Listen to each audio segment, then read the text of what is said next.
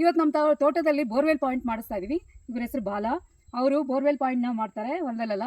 So ನೋಡೋಣ ಬನ್ನಿ ಇವ್ರು ಯಾವ ರೀತಿ ನಮ್ಮ ತೋಟದಲ್ಲಿ ಬೋರ್ ಪಾಯಿಂಟ್ ಕಂಡುಹಿಡಿತಾರೆ, ಎಲ್ಲಿ ಸಿಕ್ಕುತ್ತೆ ಅಂತ ತೋರಿಸ್ತೀನಿ, ನನ್ನ ಜೊತೆ ಬನ್ನಿ. ಇವರು ಹಳೆ ಕಾಲದ ಪದ್ಧತಿನ ಫಾಲೋ ಮಾಡ್ತಾ ಇದ್ದಾರೆ. ದೇವ್ರನ್ನ ನೆನೆಸ್ಕೊಂಡು ಕೈಯಲ್ಲಿ ತೆಂಗಿನಕಾಯಿ ಹಿಡ್ಕೊಂಡು ತೋಟದ ಸುತ್ತು ಒಂದು ರೌಂಡ್ ಹೋಗ್ತಾರೆ. ಅವರಿಗೆ ನೀರು ಎಲ್ಲಿದೆ ಅಂತ ಗೊತ್ತಾಗೋದು ತೆಂಗಿನಕಾಯಿ ಅವ್ರ ಕೈಯಿಂದ ಬೀಳೋ ಥರ ಅನಿಸುತ್ತೆ. ಅಂದರೆ ಆ ಜಾಗದಲ್ಲಿ ನೀರಿದ್ದು ನೀರಿನ ಫೋರ್ಸು ಆ ತೆಂಗಿನಕಾಯಿನ ತನ್ನ ಕಡೆಗೆ ಸೆಳೆಯುತ್ತೆ. ಸೊ ಆಗ ಅಲ್ಲಿ ನೀರಿದೆ ಅಂತ ಅವರು ಕಂಡುಹಿಡಿತಾರೆ.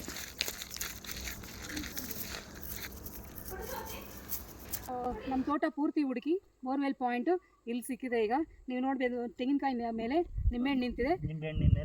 ನಿಂಬೆಹಣ್ಣಿನ ಮೇಲೆ ಒಂದು ಕಡ್ಡಿ ಇಟ್ಟಿದ್ದಾರೆ. ಆ ಕಡ್ಡಿ ಯಾವ ಕಡೆ ನೀರು ಹರಿತಾ ಇದೆ ಅನ್ನೋ ಡೈರೆಕ್ಷನ್ ತೋರಿಸುತ್ತೆ.